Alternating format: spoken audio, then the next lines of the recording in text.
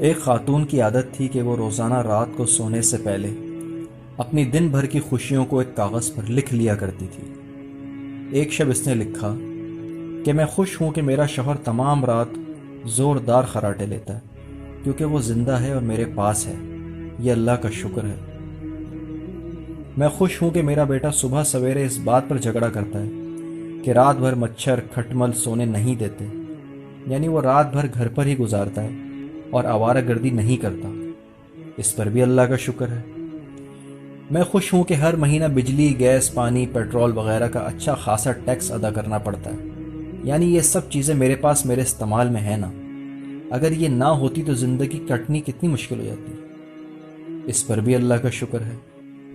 میں خوش ہوں کہ دن ختم ہونے تک میرا تھکن سے برا حال ہو جاتا ہے، یعنی میرے اندر دن بھر سخت کام کرنے کی طاقت ہے، اور یہ طاقت اور ہمت صرف اللہ ہی کے فضل سے ہے، اس پر بھی اللہ کا شکر ہے۔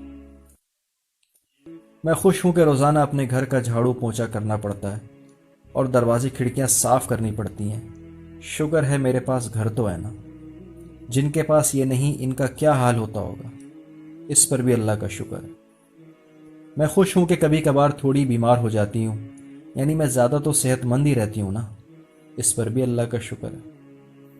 میں خوش ہوں کہ ہر سال عید پر تحفے اور عیدی دینے میں میرا پرس خالی ہو جاتا ہے، یعنی میرے پاس چاہنے والے میرے عزیز رشتہ دار، دوست، احباب ہیں جنہیں تحفے دے سکوں۔ اگر یہ نہ ہو تو زندگی کتنی بے رونق اور ویران ہو جائے گی، اس پر بھی اللہ کا شکر ہے۔ میں خوش ہوں کہ روزانہ الارم کی آواز پر اٹھ جاتی ہوں، یعنی مجھے ہر روز ایک نئی صبح دیکھنا نصیب ہوتی ہے۔ ظاہر ہے یہ اللہ ہی کا کرم ہے۔ ہمیں چاہیے کہ جینے کے اس انمول فارمولے پر عمل کرتے ہوئے اپنی بھی اور اپنے سے وابستہ لوگوں کی بھی زندگی پرسکون بنانی چاہیے۔ چھوٹی چھوٹی پریشانیوں میں خوشیوں کی تلاش، یہ ہے خوش رہنے کا ایک عجیب انداز۔ ہم عموماً زندگی میں جو اللہ نے ہمیں دیا ہے اس پر راضی نہیں ہوتے، جبکہ اکثر لوگ اللہ نے جو ہمیں دیا ہوتا ہے اس کے خواب دیکھ رہے ہوتے ہیں، کاش میں بھی ایسا بن جاؤں۔ ایک معمولی کسان کا بیٹا اپنے کھیتوں سے جب آسمان کی طرف نگاہ اٹھاتا ہے تو جہاز اڑتا ہوا دیکھتا ہے۔ وہ سوچتا ہے کہ کاش میں بھی جہاز میں دنیا کا سفر کروں، اور عجیب بات یہ ہے کہ اسی جہاز کو چلانے والا پائلٹ نیچے کھیتوں کی ہریالی کو دیکھ کر سوچتا ہے کاش میں بھی اپنے گھر لوٹ کر آرام کر سکوں۔ وہ سوچتا ہے کہ کھیتوں میں رہنے والے کتنی آرام کی زندگی گزار رہے ہیں، یہ ہے زندگی۔